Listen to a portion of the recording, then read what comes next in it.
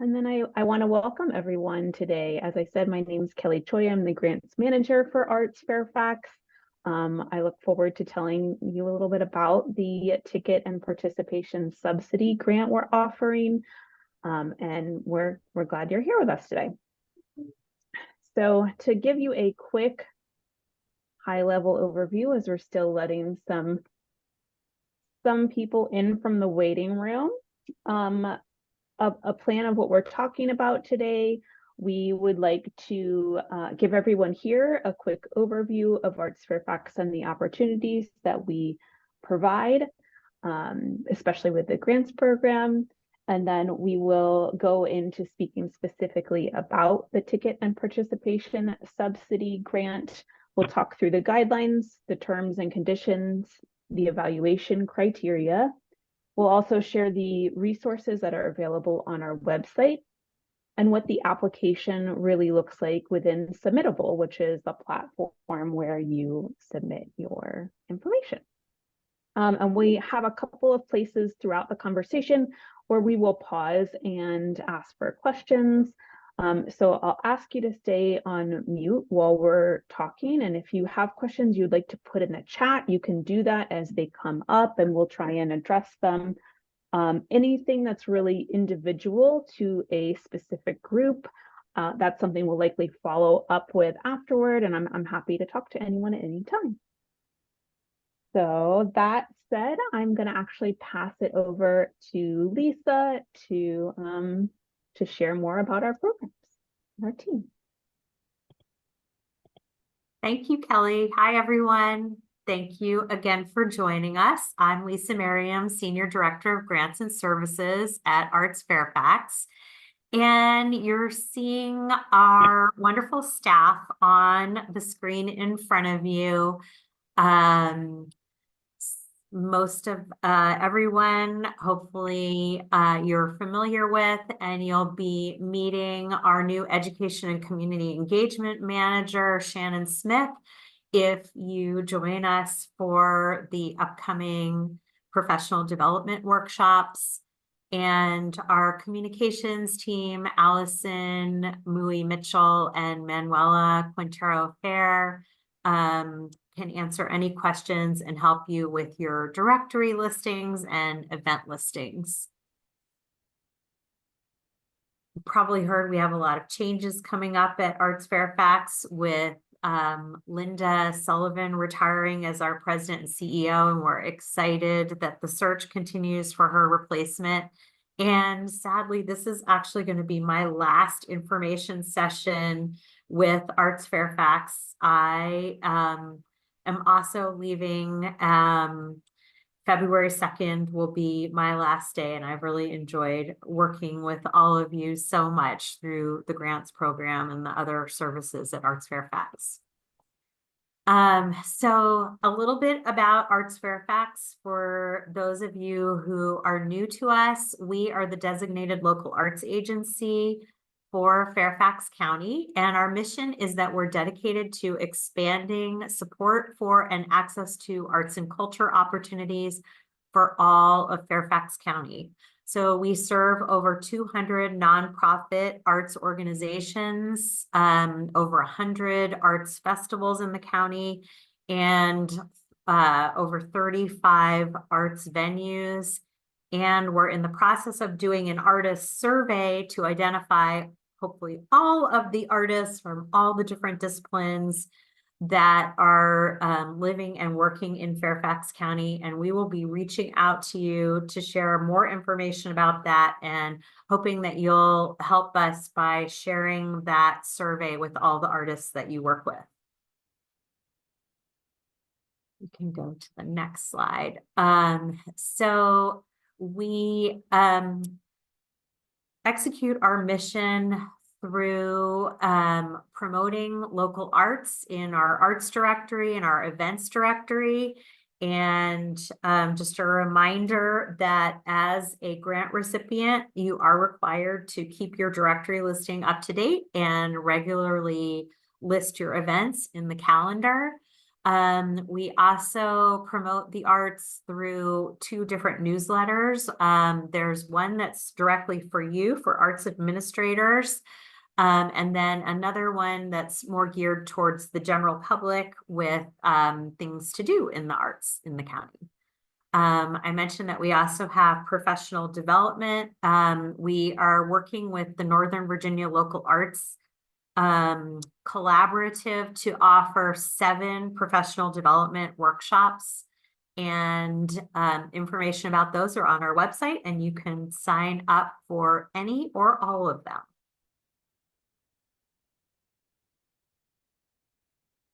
Let's go to the next slide. So we believe that the arts fuel a thriving, creative, and economically strong community in Fairfax County. And we're focused on the promotion and then also arts opportunities and building the arts community through our Arts Awards program, and special partnerships that include the Capital One Hall Community Arts Partnership, and we'll be talking about that more towards the end of the presentation. Just a reminder that the application for season 5 will be opening next month, and encouraging you all to apply for that amazing opportunity, and encouraging you to also participate in our local arts advocacy day. We also recently released the Arts and Economic Prosperity results, which we collaborated with Americans for the Arts on, and that information is available on our website. And I believe that there will be another opportunity for a presentation of that information to all the arts organizations as well. So I'll be looking for that.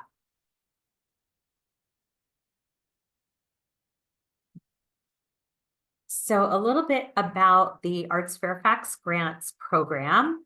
We offer nearly $800,000 in grants each year to an average of 60 organizations. And for FY24 so far, we have funded organizations to present over 14,000 programs to over 1.1 million participants in the county and beyond. So today we're here to talk about the Ticket and Participation Subsidy Grant, one of 3 grants that we're offering for FY24. And the purpose of the Ticket and Participation Subsidy Grant is to fund free and reduced price tickets and transportation and tuition for performances, workshops, classes, and camps for people who may not have regular opportunities to experience the arts. These are non-matching grants. There's a rolling deadline. We will keep accepting your applications for these grants until the funds run out or until the end of the fiscal year. And it's a very short application. If you haven't seen it yet, it should only take you less than 15 minutes to submit this application.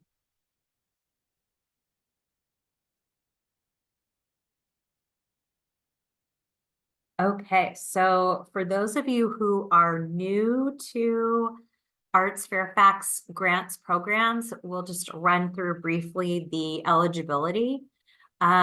So an organization is eligible to apply if they have a core mission in the creation, exhibition, presentation, production, or performance or education in an arts discipline.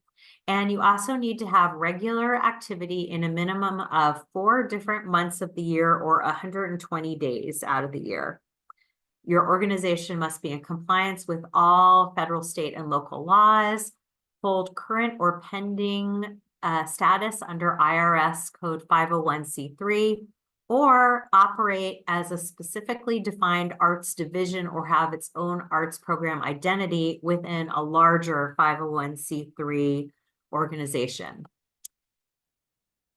The applicant organization must also have an address of record within Fairfax County, the city of Fairfax, or the city of Falls Church, and present at least half of their public artistic activities within the county, the city of Fairfax, or the city of Falls Church, and submit one of the following 3 locality criteria.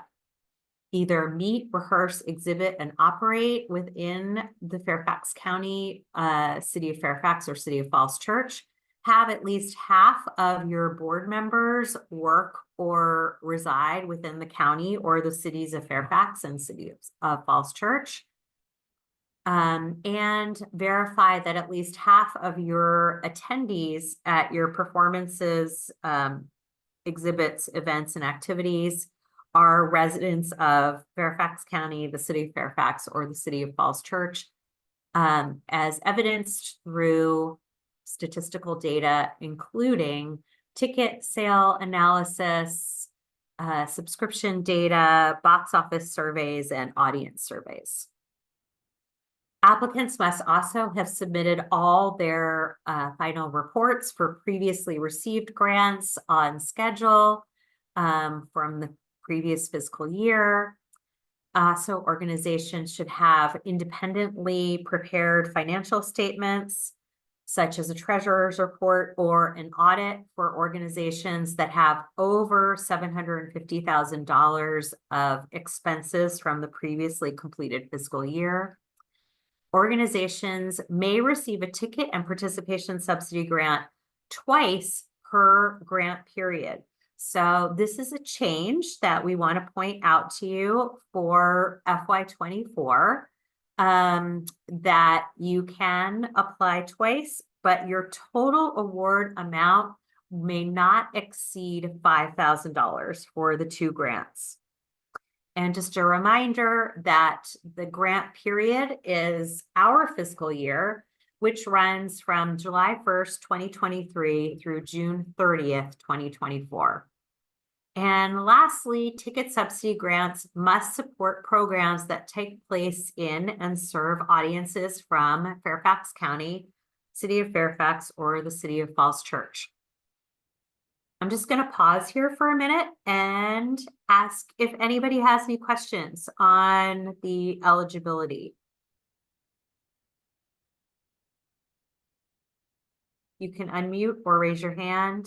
I'm not seeing anything, so we'll go ahead and move on. And if anything comes up, please go ahead and ask away.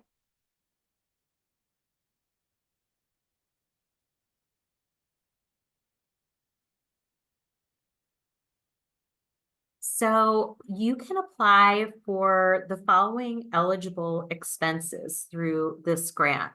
The ticket value for the free or reduced price tickets, fees or tuition for classes, workshops, and camps, and transportation expenses are also eligible. And now I'm going to turn it over to Kelly, who is going to talk to you a little bit about some of the resources that we've developed to help you to build relationships with organizations that would be interested in distributing these tickets and tuition subsidies. Thanks, Lisa. Yeah, I mean, Arts Fairfax did such a nice job of putting together some initial resources when this program was developed last year. And we've had a lot of organizations connect with some of these other partners in the county as well. So I'll share a little bit about the organization resources that we have. But before I do, I also want to say that this is not the only organizations that you can connect with. This is just a starting place and intended to be a resource for our potential applicants if they don't know who to go to create these partnerships. So a couple things, there's definitely a lot of acronyms in these resources, and I'll do my best to make sure I explain who they are so everybody can follow along. The first option would be Neighborhood and Community Services. This is a Fairfax County department, I guess, that oversees a lot of the community centers, some of the Head Start centers, a whole wide variety of programs within Fairfax County. And they have created kind of a forum for our potential grantees to widely distribute information about their ticketing opportunities to the organizations that they work with. So what happens in that process is there's an email address, there's a form, it's linked on our website, and we'll take a look at it in a minute. You would complete that form and share some information about your upcoming program, including who the best intended audience would be. Since they're working with a wide variety of ages, there's some recognition that maybe a 2-year-old isn't also coming to the same concert as, you know, somebody who's 85.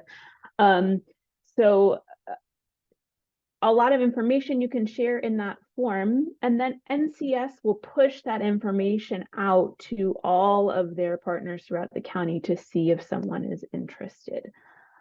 It is kind of a automated process, and it can, I would suggest doing whatever you can to, you know, get the attention of the people getting those emails, who are also getting a lot of other emails. So our NCS partner suggested, you know, including like if you have an ad or a flyer for the upcoming program, that's a really good thing to include as well. Or even if you don't have a specific flyer, she suggested, you know, if you have a YouTube page or something on Instagram that gives you 30 seconds of like what your organization is about, that helps people know if this is going to be of interest to the people that they're working with as well. So that's neighborhood community services. I'm going to go through the other two, and then we'll look at the information where it's connected on our website as well. Fairfax County Department of Transportation, there are contacts that can help you connect with the right people if the organization you're working with is going to need transportation support. So that looks like a lot of different things based on, you know, who the group is you're trying to provide access to. But there are some resources within Department of Transportation, including the ability to add extra routes or set up additional capacity, I believe. So that is all really dependent on the work you're doing. In addition to that, we have several contacts within FCPS, the Fairfax County Public School System. They're organized sort of by art form and then by the role that they have within FCPS. So maybe they're a person who coordinates field trips for visual arts.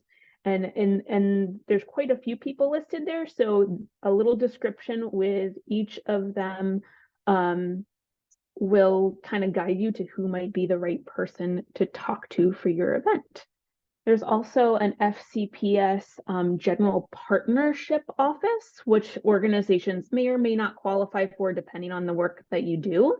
But that is something that's linked on there, as well as links to additional info that you can explore yourselves.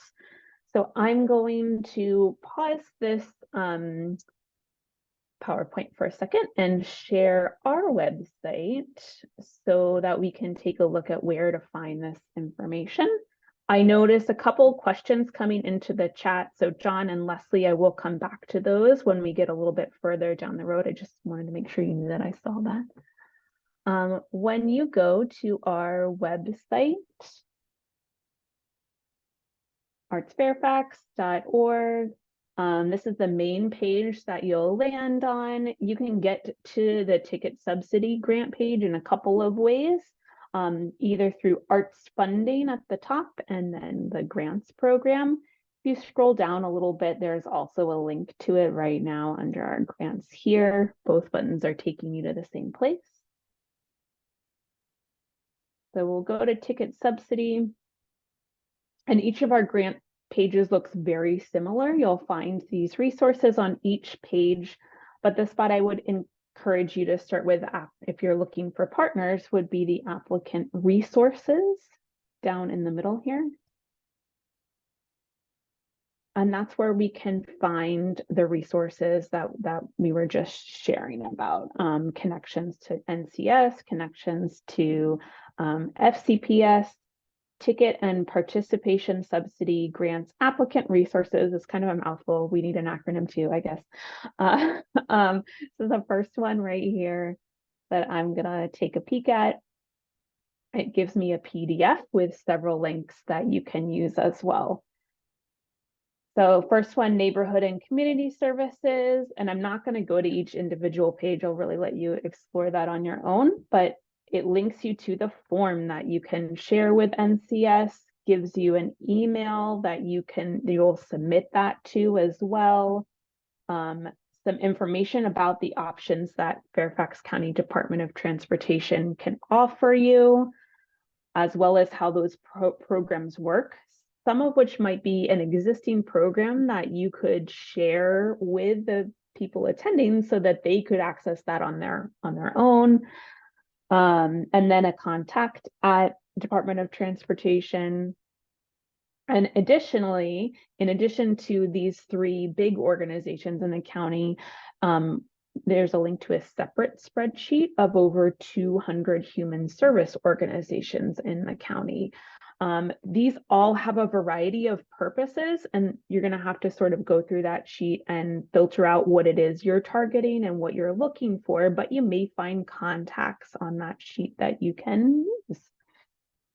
And lastly, FCPS, a couple of different options for who to contact here, and by no means an exhaustive list of who you could contact within FCPS, but several of their administrative, performing arts, visual arts coordinators that can help get the word out about the work that you're possibly doing. So again, this is on our ticket and participation subsidy webpage, and then the applicant resources. So a great starting place as you're thinking about who to reach out to, who to connect with for the opportunity. So heading back to, let's see, you can see the PowerPoint now, yes? All right, so we will move along to the next slide, an overview of what you need to do to get ready to actually submit your application. If you've applied for another Arts Fairfax grant, this is going to look pretty familiar, and Lisa hit on some of these or pieces that are related to some of this and the eligibility criteria. But you should be prepared with a brief description of the program and what you're doing and who you are trying to provide access to, who are you targeting with your free tickets, and how are you going to get them to attend. And those are really questions addressed in the application themselves. So broadly, that's what you should think about when you are considering this opportunity. More specifically, there's quite a bit of documentation that you're required to upload to the application when you submit it. So the IRS letter that determines that you're a 501c3 organization, excuse me. We do ask you to state that you have a treasurer's report or audit from your most recently completed fiscal year. Lisa mentioned that as well. The audit would only be if you're above $750,000 a year. We'll ask for a board list with addresses, needing to know who is a Fairfax County resident or employee, as that's part of the criteria. Your most recent 990, a VA 102, which is how we will determine the address of record, and we'll look more at that in a second. And then there's a space for you to submit any other optional documentation that you feel might be helpful in this case. So perhaps you're expanding upon an existing partnership, or perhaps someone has reached out and said, hey, we need this access. So those are things that you might be able to include in that as well. And then just a little bit more specifically on the 102 form, this is a form that most organizations that we're working with would need to fill out. There's a possibility that you could qualify for an exemption, and there's some links on here so you can determine if that is your organization or not. But in general, we need the first 3 pages and the 7th page, which is the signature page. And again, this address should match the organization's in the application, the address of record for your organization. Lisa, you want to add anything for this point? Okay.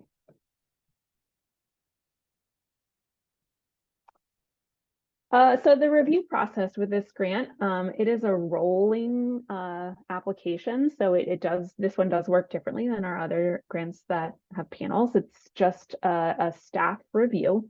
So to begin with, we will review for eligibility and completeness. If your application is ineligible, we will not review it. If your application is incomplete, and sometimes this happens, if you started writing something last week and then I went in and changed a question in submittable, it may not appear for you the way it did for me. So sometimes we do reopen it for somebody who has an incomplete application and say, hey, like we need a little bit more information. This should be here. It's not. Hopefully we're at a place where the application's not being tweaked anymore and it's all set. So incomplete applications, usually we'll ask you for more information if we can do that. And then all of our applications are reviewed by Arts Fairfax staff within 30 days of the completed submission.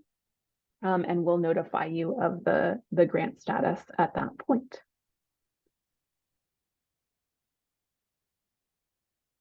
So like Lisa mentioned earlier, we've really tried to keep the application and the criteria very straightforward, so that this is a shorter process for organizations and accessible to a large number of people. So there's 2 primary criteria. First being that the underserved audience is well documented and majority based in Fairfax County. We've added some subpoints so you can better understand how to speak to this criteria in your grant. So underserved population, and really telling us who that is and why the organization you're working with is serving an underserved population is the primary criteria. Second criteria would be marketing plan is realistic. And what we're finding that looks like specifically in the ticket subsidy grant is telling us how you're engaging with the potential attendees and how you are, actively working to get them to your performance. And in some cases, it's, maybe because they're already committed. And in some cases, if you're putting an invitation out there, let's see, we had a past applicant who was working with a school and inviting children at an underserved school, but they were going into that school to do like a concert at one of the family nights beforehand to really kind of gauge interest and get that buy-in from the people who were there. So it doesn't always look like that. Sometimes it looks like that. It works in different ways for different organizations, but some engagement in the marketing is what we're trying to see in that application.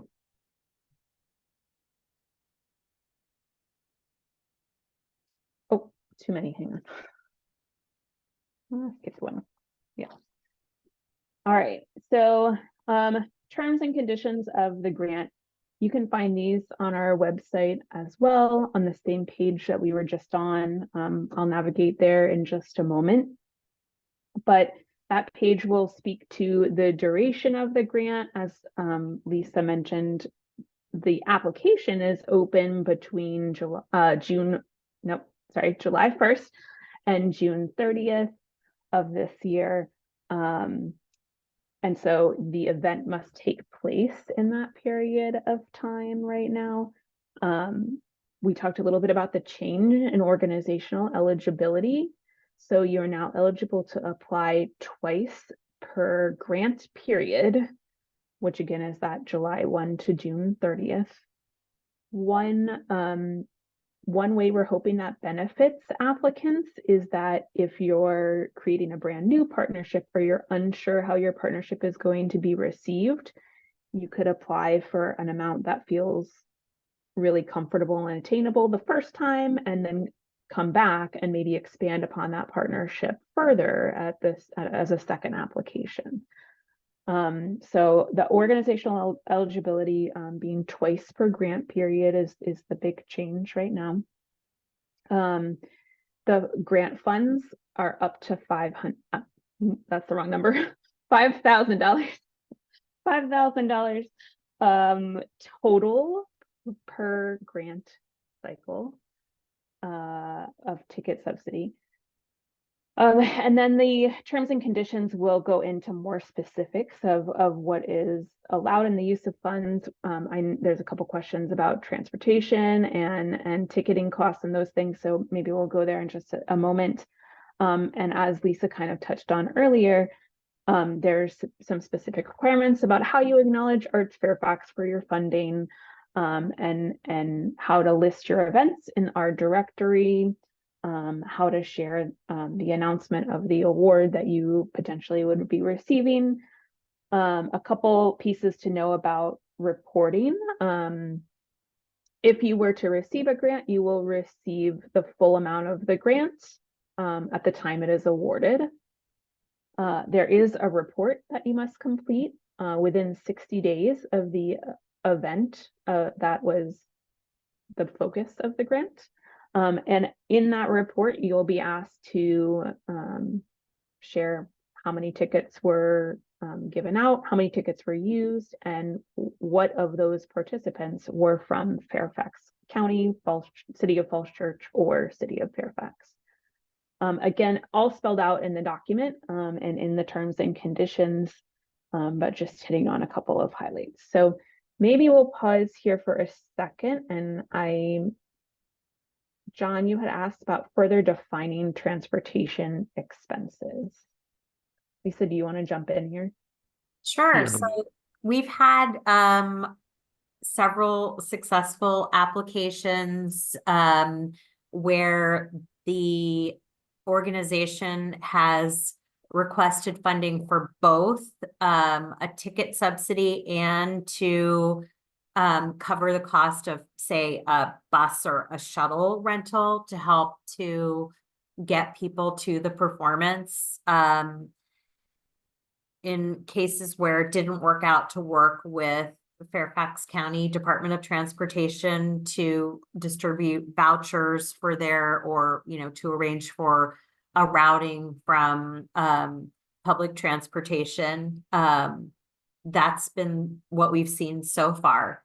But if you had something else in mind, we can talk about it here or offline. I also wanted to just add one thing, that generally with this grant, you can either apply for the subsidy in advance of the program or the performance, or retroactively. So keep that in mind if you want to apply after this whole arrangement has already occurred, that's fine too. We even had a couple of organizations that applied during the pilot period during FY23 that applied for several different performances, for example, where they distributed free tickets, and they were able to apply for exactly how many were utilized for each of those occurrences. So both of those are options for you. Did we answer your question on the transportation, John? Can we move on to the next question? The question I really had is what about mileage reimbursement? Is that considered something? That's a good question. That isn't something that we had envisioned as one You know, of the transportation expenses. But so it would be mileage reimbursement for the participants the participants, who are yes. coming to the performance. Well, we're really looking at the tuition side of the grant, Mhm. and we have a number of students that they can barely afford, and if they can't get it into a carpool or something, then Mhm. with gas prices that we currently have, even though they're going down, it's really hard for them. Mhm. Yeah, I think that that's definitely would be something that that you could include in the request. Yes, all right. Just You know, need to and we will, really give the detail about, how many students, where they're traveling from and to, how many times, so that we can understand exactly yeah, where the. I will send more information later on, get reimbursement rates and stuff like that. All right, Yeah, thank you. yeah. You might even look at the federal government per diem, as far as, a standard to use for that, which I think is like 65 cents per mile or something like that. But that might be a good starting place for that.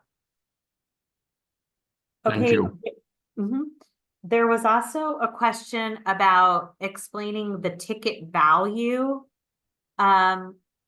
Laura, yes, you're shaking your head. Okay. So we've seen a variety of different applications in this case. Sometimes people want to just give out a free ticket. So they're applying for the full value.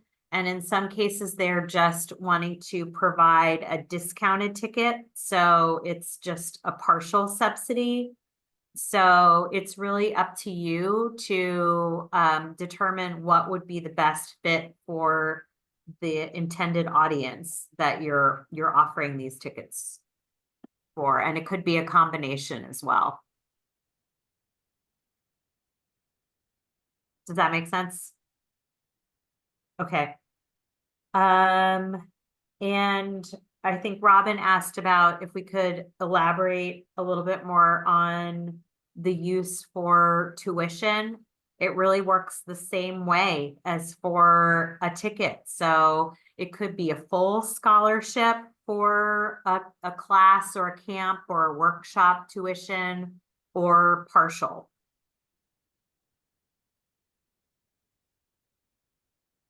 Robin, feel free to unmute also, if you had something more specific that you wanted clarification on.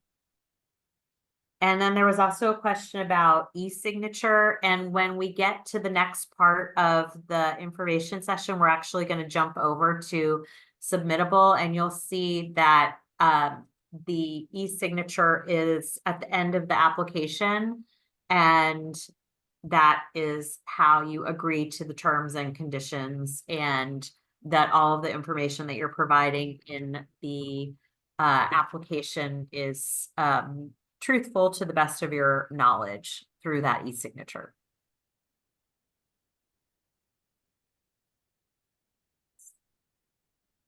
Thanks, Lisa, and thanks for the questions. So we will continue on. One of the pieces we were just mentioning on the terms and conditions page, that acknowledgement of Arts Fairfax funding. And you'll find that this is the same for all of the Arts Fairfax grants. That you acknowledge Arts Fairfax in all printed materials and digital communications. Include an ad in your program as appropriate. We always appreciate a hashtag on social media, and we certainly love seeing your activities and our activities on Facebook, Twitter, X, whatever we're calling it, and anywhere you are sharing it. In addition, that calendar on our website and our directory is that participation is a requirement of the grant. So I think we will go back over to, one more thing, and then we'll head back to the webpage in a minute. just to kind of round out the cycle of the grant itself. The appeals process. Should you appeal your decision or want to appeal your decision, you have 2 weeks after the notification of the grant denial, I guess, in this case, that you would have to submit your appeal. So on screen are like any denial based on this is unappealable. Or I'm sorry, you can appeal based on the fact that it was reviewed on criteria other than something set forth. So if you feel like it was reviewed upon something that was not part of the criteria, or if the panel did not, the panel would be the staff in this case, did not apply the applicable guidelines. If the panel failed to consider a particular part of the application that was included, you could appeal based on that.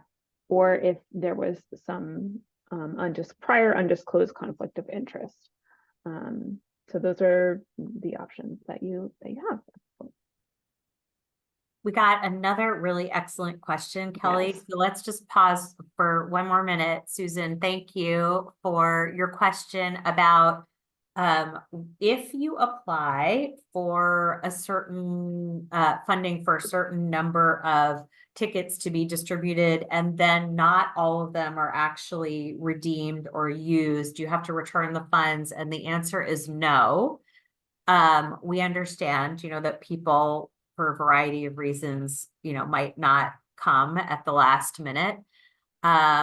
But we do expect that when you submit your initial application to us, that we will be able to have a great degree of confidence that you have done your due diligence in connecting with these organizations and receiving the confirmations, so that any unused would be just a small percentage of what was actually funded. And we also hope that, by getting out there and working on these relationships, that you'll have more and more success through the program. Lovely. Lisa, I think I'll turn it back to you for just a handful of slides before we go and look at the application. Okay, itself. Great. Yeah, so we can just quickly touch on some kind of general grant writing tips.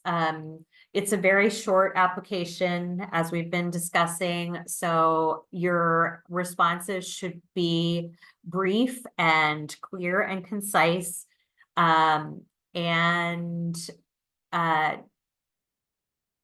keep in mind the 2 evaluation criteria as you're responding to the questions. And we've also repeated those criteria as we have in the other grant applications, so you have them right front and center as you're writing your responses.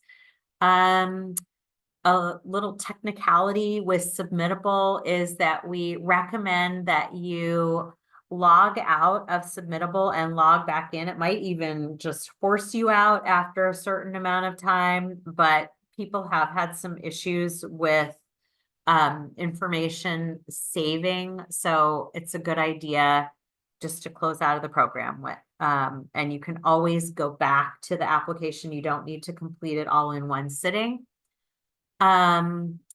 Even though it is a short application, also great idea if you can have someone else from your organization who hasn't been working on the application review it before you submit, just to make sure that all of your answers are clear. You can always create the responses in Word or some other program and then copy and paste it into the application. And we can go to the next slide. Okay, let's see. Here are our frequently asked questions. What if you only distribute free tickets? Can you still apply for the grant? And the answer is no, because the tickets are free. There would not be a cost associated with the grant. But you can still use the contacts that we're providing in those grant resources to distribute your free tickets and to arrange for free transportation to performances and activities. So in that case, you would need to apply for a project support grant to request funds for artist fees or other program expenses to fund that program.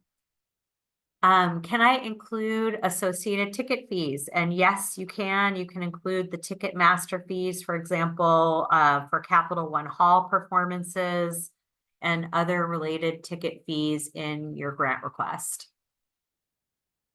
Do I have to confirm from a community group or agencies that they can use the tickets before I apply for the grant?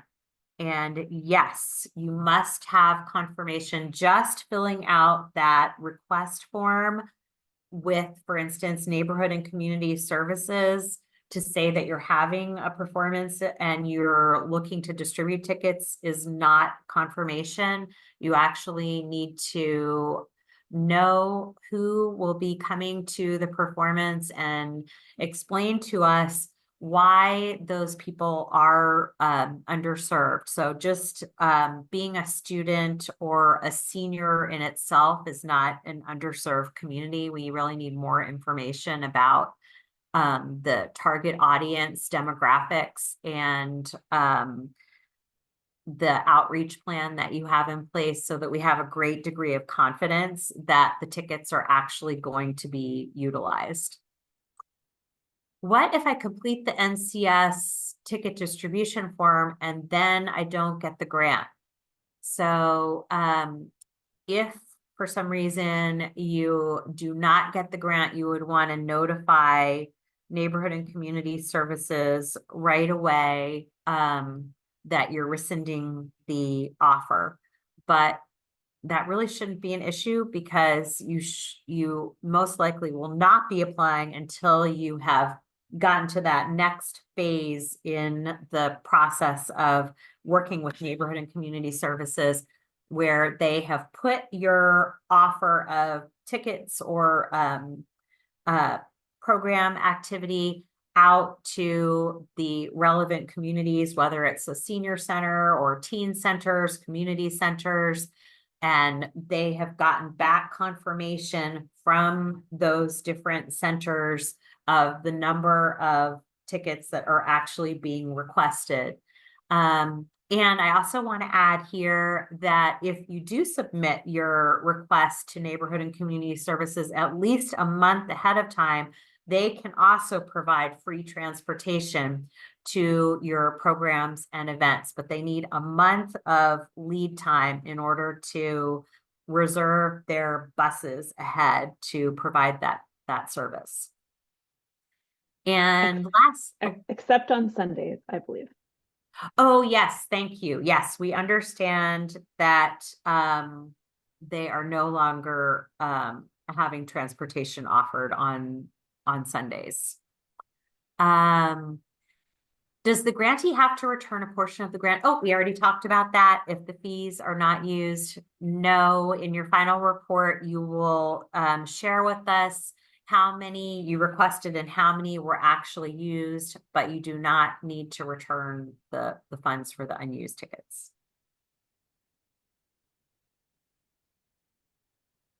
Any other questions before we jump over to, oh, Susan has a question here. Can we approach specific organizations with existing relationships? Yes, you can do any combination. If you have existing relationships with human service organizations, go for those. We were just providing these resources because we understood from a lot of organizations that they were kind of struggling with knowing who to connect with. And so we're just trying to make that process easier for you by providing that information. But you, by no means, you do have to use those county-based resources. It's just provided as an additional resource. And yes, you can do any combination. You can use neighborhood and community services and your existing relationships, one or the other, it all works, and you will just be listing out all of these partnerships in your application. Thanks, Susan. There's a good question from Robin too. Are partnerships with specific organizations or groups required to receive this grant? Is a general offer of discounts enough? You know, Lisa, I don't, maybe you can take this one too. And it seems like at this point, you know, part of the grant is to provide access to an underserved or under-resourced community. And if you are opening it to very generally, my question would be, how are you documenting who you're serving? And how are you going to be able to tell us that in the report? So Lisa, do you have any thoughts you want to add to that? Yes, I would agree with that, that I think it would be really challenging for you to be able to be successful with saying, like, if it's just a general discounted ticket offer, like, how do you know that the people who are actually utilizing it are, you know, do need that, and to provide us with enough like demographics about, are they coming from an underserved area of the county, or, you know, who is actually coming, unless you were collecting it at the performance through some kind of a survey and then applying retroactively. I guess that could work. And then Robin, tuition assistance, that might be a little bit of a different animal, since that is probably somebody you're already working with, or possibly someone, I guess, possibly someone you're already working with. It's more individualized than a group ticket offer. So Lisa, you want to add anything? Yeah. Yeah. So if you're offering the scholarships and then you're able to submit an application either in advance of the camp or the class, or retroactively, and share the information about, you know, why that scholarship was offered to the particular students, that works too.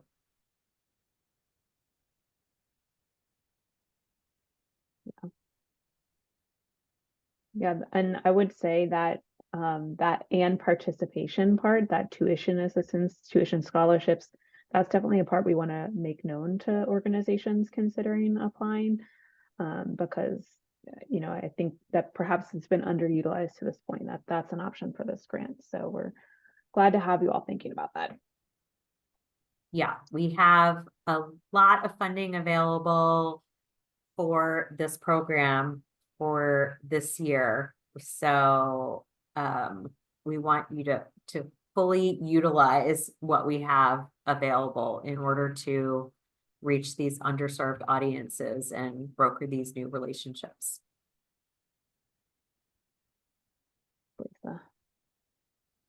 I am going to go ahead and jump us over to the application again. I think we got the questions that were asked. If we miss somebody, we'll give one more shout out at the end here in a moment. But I want to walk through the process of actually getting to the application itself. I'm going to rearrange my screen here in a minute. Hope you can still see what I'm sharing. So, Kelly, I don't know what's going on right now. It looks weird. Okay, it's good. Okay. I flopped screen so I can look in anyway, you know. So when you are ready to apply, there's several different ways you can get to the application, but you can come to our website, navigate to the Ticket Subsidy Grant website, and there's at the very least a big old submit your application button right here. This will take you to our submittable homepage. And depending on when you apply, you'll see different other applications down here. But there's some basic instructions. You do need to have an account with Submittable. And we highly recommend that there's one account for your organization that gets used over the course of forever, if possible. A generic email that other staff could access, as if people transition in and out. It's just really helpful for everyone's consistency. So we're on this Arts Fairfax submittable page, excuse me. And here's where you'll find the ticket and participation subsidy grant. If you like, you can see the guidelines here. This is only a portion of the guidelines. They're linked below. So you can, that'll take you back to the website where you can find them on the website. And when you're ready, you can hit submit. Once you select submit, it will prompt you to log in. So I'm going to sign in right now. And if you don't have a login, you'll create one at that point. The first thing you'll be asked to do is look at this form with your eligibility. So each question that we talked about in that eligibility is here. And then below there's, you know, some sub details on some of these questions if there's clarification needed. So we're going to say, yes, we're within Fairfax County.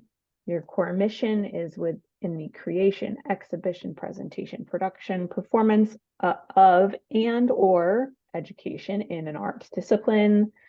You have a 501c3 status, minimum activity in 4 different months or 120 days. Your organization's in compliance with all laws. You have that treasurer's report or audit. You're presenting 51% of your public artistic activities within the county or cities of Fairfax and Falls Church. And then there's these 3 other requirements you have to meet one of. Lisa kind of went over these earlier. And then a new question, if you've looked at this recently, we're asking if you have received one Arts Fairfax ticket and participation subsidy grant during this fiscal year, or 2 or none. So everybody here will probably either select you haven't received one yet or select you've received one. The program itself, we're asking about where the event will take place that you're providing tickets for. Do you have that confirmed interest? You've submitted all your reports in the past. I'm sure they're beautiful. And that if you have received funding before, you also have listed your events on the website. And then my screen's a little short here. You'll hit next.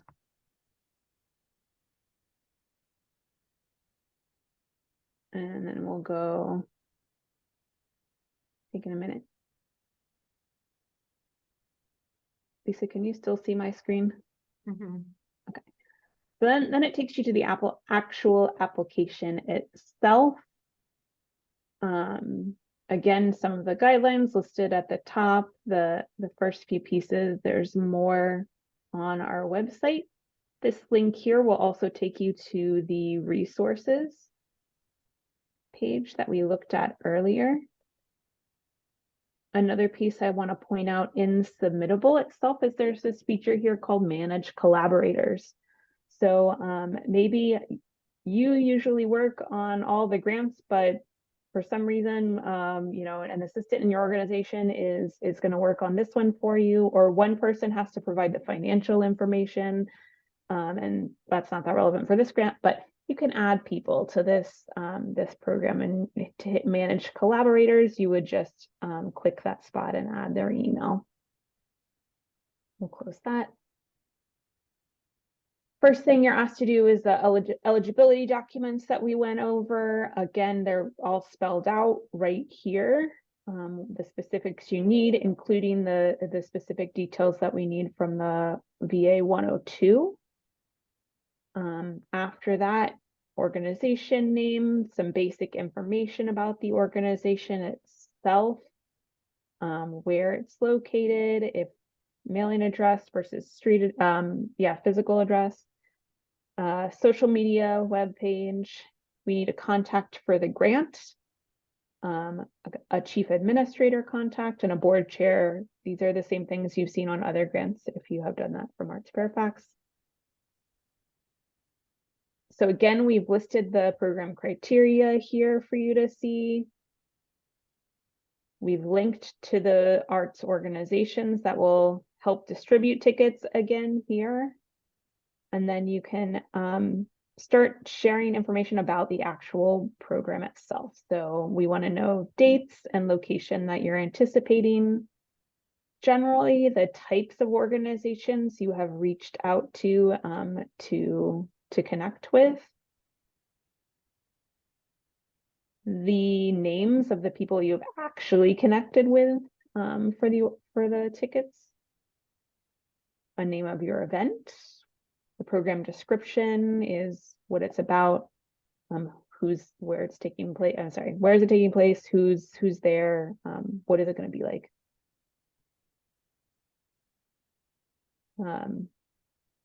We do ask how your audience will access transportation for this program.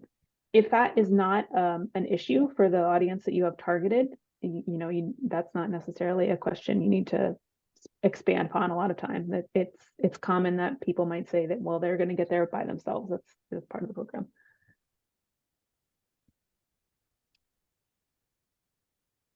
And then question 3 is really for you to tell us about the audience that you are trying to serve.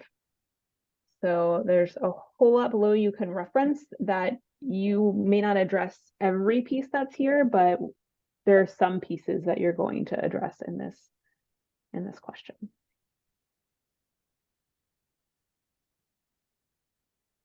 And then question 4 is really where that marketing piece we were talking about comes into play. Describe your outreach and partnerships to the target community or communities.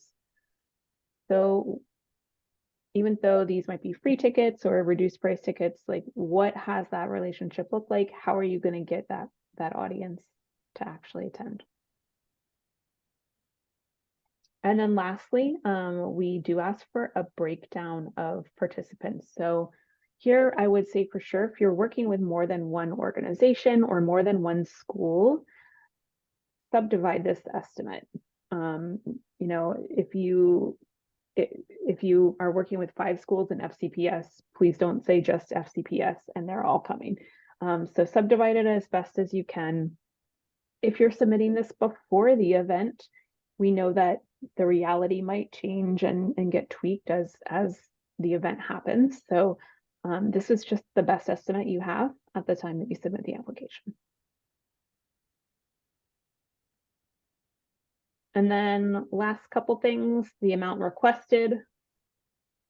If you end up applying for 2 grant awards in a fiscal year, we will ask how much you received in the first award, so that we know what the remainder of the balance is. We can confirm, we can check what the remainder balance is. And then there's a spot for any optional extra things you would like to tell us. Whatever you feel might be relevant for us to know about this program. A few last minute, how did you find out about this questions? And then the checklist of all the contact information. We ask that you share the date of submission. And as Lisa mentioned at the very end, you will check this last box to say, I agree with the terms of use. You can also select this and review the terms of use here. They are also available as the terms and conditions document on our website. That is maybe a speed walkthrough of the application here. So I'm going to stop sharing for just a second and see if there are other questions about the application process, submittable, or anything else now that we've kind of made it to the end.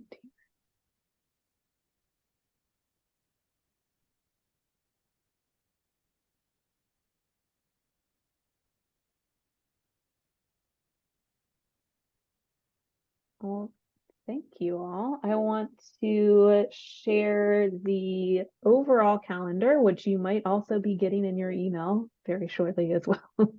Just so you know, since we do have a lot of crossover in our group, the upcoming panel dates, upcoming grant application dates. We've got operating support right around the corner, project support.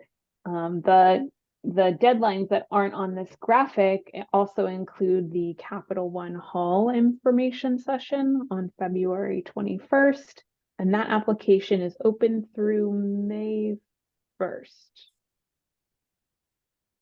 And also a reminder that you can go to our website under resources and subscribe to a calendar that will have all of these dates. So you will never miss a grant application deadline or a workshop or an information session. We're putting all of our dates on there. All you have to do is in one place, subscribe to that calendar, and then it will automatically populate whatever calendar it is, program that you're using. So we hope that that is helpful to you. And Susan, you got another question? I have a comment. First of all, thank you for this opportunity. It's really wonderful. But I also want to thank you, Lisa, for all the support that you have provided over the years.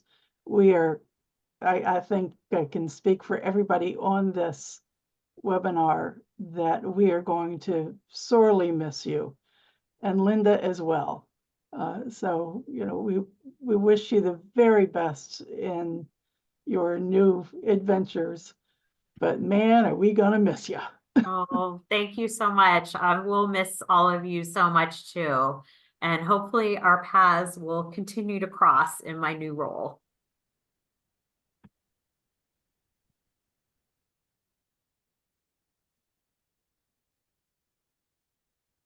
And I will share one more slide I know everybody's kind of hopping off, so hop off as you need to, and thank you. You can contact us. You can only contact Lisa for another week, but but if you need to get a hold of us, this is the best way to get a hold of me. I'm certainly available to help answer questions, submittable questions or grants questions or anything. Please reach out if there's things you want to think through that are organization specific. I'm happy to talk and have a conversation and see what we can do.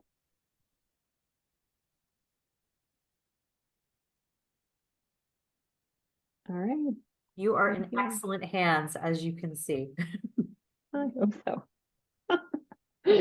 Thank you. I don't think I see any more questions. If I missed anybody, please unmute yourself and just jump in, of course. But thank you all.